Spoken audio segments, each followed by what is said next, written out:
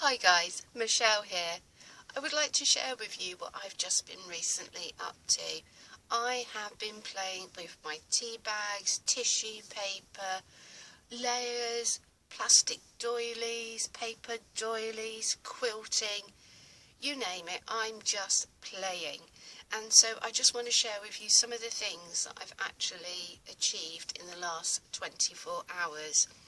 Now I've got a little envelope here that's on mulberry paper.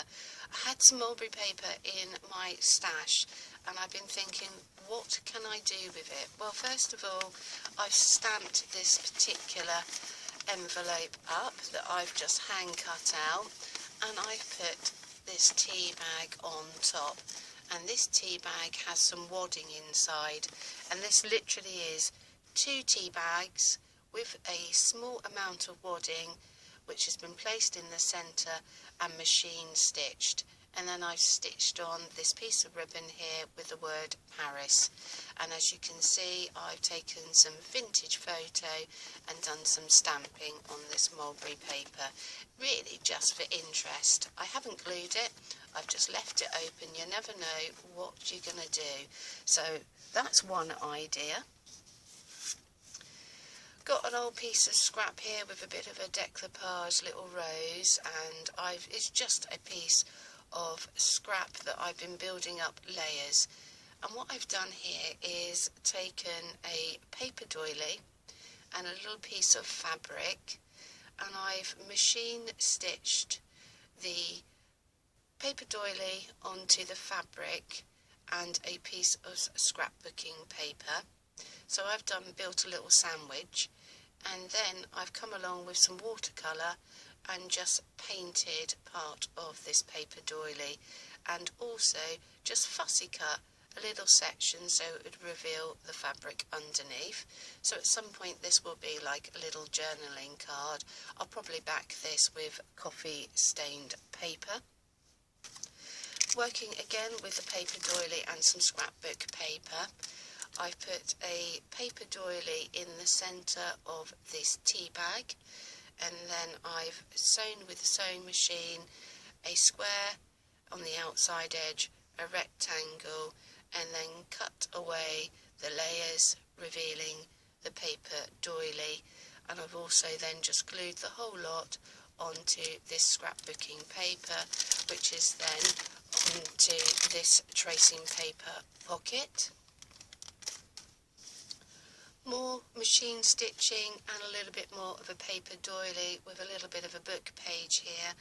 I've taken some small images from my collection. I'm just ferreting around here. These have been in my stash for a while. I think they came off of Pinterest, so they're little images of Alice in Wonderland. So again, I started off with a 1 full square tea bag, and I've placed inside the scrapbooking paper and then the little image of Alice. Then I've sewn round the outside edge, then I've sewn in the centre, and then I've carefully pulled away. Now this tea bag transpired to be really quite brittle, and I absolutely adore the fact that the corner's missing, and it's just lovely layers. Not all of it is here, and I think that just adds to the look. And yet again, we've just got some paper here that's got roses and little pieces of leaves. I'm trying to use all that decorative paper that I have in my stash, and I've just glued it on, and then that will be an envelope that will go into a journal. Just wanted to prove that you can hand stitch, and these two here, Little White Rabbit and Alice, tea bags again. This is a full tea bag. I didn't cut off the perforated edges, and these have been hand sewn crudely, I understand, with embroidery cotton. And I've just done the same principle, but you can see the layers here. So the layering is a pattern from a dress, which I've done some stamping on with the sewing machines and buttons, and I've just got an old book page, and you can just see here all of my threads and fibres. This one was done with just plain thin cotton, and this one embroidery cotton. So you've got two different things going on, but again, this small amount of tea bag, it's was beginning to break up, and so I've done cross stitch, and this one was a little bit more malleable, and I've just done running stitch all the way round. I just moved, that's just another one that's been machine stitched, and it hasn't got any layers, it's just got the little image from Pinterest there. And then we have this postcard. I moved on to thinking about my mulberry paper and layering up, and you can see that this one's got some interesting fibres in it. And so this postcard has just literally been done like a child's sewing kit. I've just come along and I'd like to share with you the paper. So here is some of the mulberry paper, and I've just come along and stamped it. I've just used some Stays On ink and just this little watch face here. So I've stamped my paper, making sure, just to advise you, that it runs off the edge. Always wise to make your stamps run off the edge so it looks as if it's a continuous piece of paper. I also took out of a journal that was gifted to me. You've just got another style of paper here. So I've got these two layered up on this postcard. I've got another postcard from my collection, and what I've done is given a 1/4 of an inch, like a seam allowance, and sewn, drawn along this rectangle. So it's got a 1/4 of an inch all the way round, and then using, excuse me, my cutting mat, I've gone round and literally placed holes neatly straight through the postcard in preparation for sewing. I've got my needle and thread. In my case, I've just got this cotton embroidery thread here. It's got 3 strands, and this needle's got a very large eyelet, so it's a reasonable size needle to go through. Not one of my favourites, but I've used tape runner. It's really convenient for just layering up. We're just going to use it for the corners. So let's move our cutting board out the way, put a little white rabbit to one side.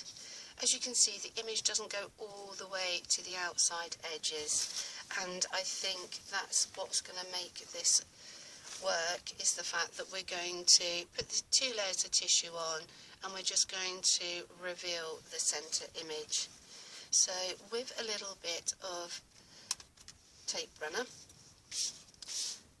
just nip literally the corners. We're just literally tacking it down, so not a lot is required. It really is just sufficient, because we're going to sew round and we're going to put this down anyway. So the first layer I'm going to pop down is this one. It doesn't matter if it goes over the postcard, we can cut it away in a second. So that's our first layer down. Now I've only got a small amount of this mulberry paper to hand, so I'm going to have to be a little bit more careful. And the tape runner is not a great lover of mixed media paper. I think it's doing its due. There we go. I'm just going to be a little bit more careful as to where I place that. Okie dokie. Right, so there's our 2 layers on top of our postcard. With a pair of scissors, I'm just going to, I don't necessarily need so much to hand, just for convenience. If I was saving the paper, I'd be cutting it really quite neatly to the outside edges. Now, needle and thread, It really is. Nothing more spectacular than working it through, up and down. And I poked my finger and all sorts of things yesterday. And because we've got the holes, we've got a rough idea of where we're going. And if not, put your needle through, turn it over, and hopefully that will reveal the hole that you've already made. I'm not going to tie a knot to the very end until I've worked all the way round, and then so I'm just going to leave a little bit of embroidery thread showing and just keep going like so. It does take time, but you could do this on a machine if your machine doesn't mind going through a piece of little card and some paper. But I also liked the effect that obviously the crudeness of a hand sewn finished edge. It was really quite nice. Okay, so let's take example that we've actually sewn all the way around this particular postcard.